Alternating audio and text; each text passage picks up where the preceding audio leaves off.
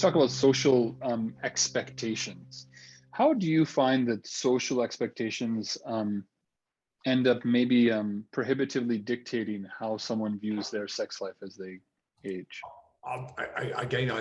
It's difficult for me to generalize, but the expectation that you would come of a certain age, get married, remain monogamous for X number of years until your partner dies, and then be celibate was a commonly held attitude.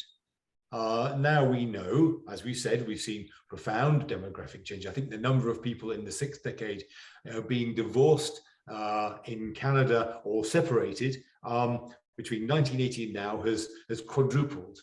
And the number of people living alone likewise has increased rapidly. That means there are a lot of people who are presumably in need of healthy sexuality, who are searching for partners. You shouldn't expect to be celibate just because you're on your own.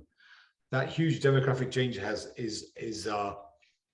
had a lot of negative consequences for healthy aging. We've talked about the impact of social isolation and loneliness before.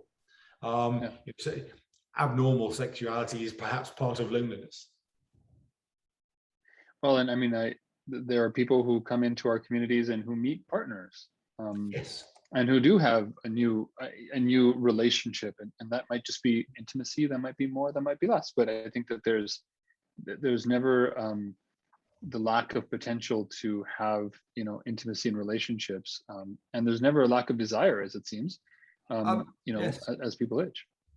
Yep, I think that certainly for providers, particularly those in nursing homes rather than residential accommodation, that brings with it certain very thorny ethical issues, particularly where issues of consent and capacity rear their heads. And often there's almost the institutional mores outweighing the needs of the individual and that real person-centered care.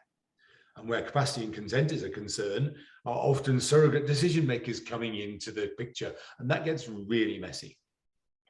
Yeah, and I think it's not a topic with a black and white answer, but what it is a topic that requires thought and the right values applied to it to say, okay, how are we going to do the right thing? How are we going to respect people?